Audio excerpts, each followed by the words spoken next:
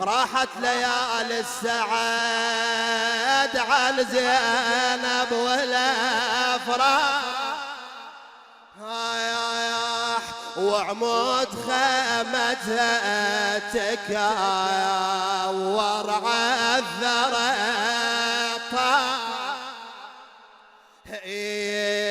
أصبحت عقب حسين أخوها منكس الراية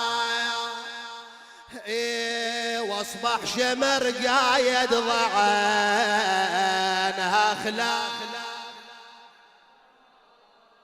أعلى بعد أعلى والله. أصبحت عقب حسين أخوها منكسر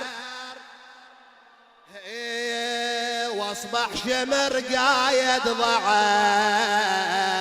خلاف. وين راحت زينب وين لجأت زينب؟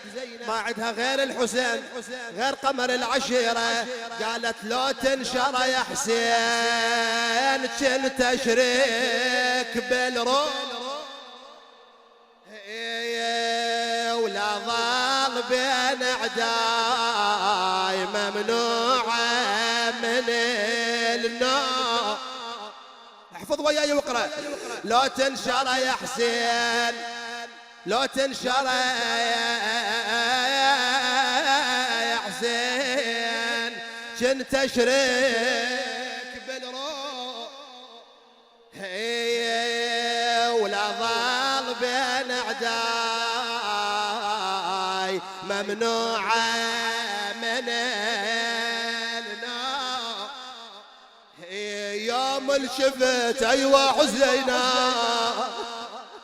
يوم الشفت جسمك عثر بلا راس مطروح ومسلبه هدومك وراسك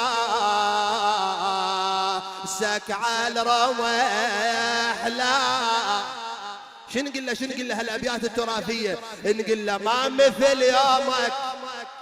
وين اللي عنده حاجة وين اللي عنده طلب يون وياي؟ ها ما مثل يومك ما مثل يومك يا ابو اليمة جرى على رمح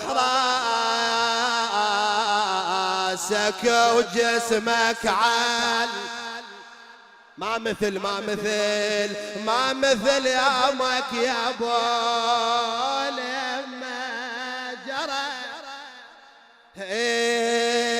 على رمح راسك وجسمك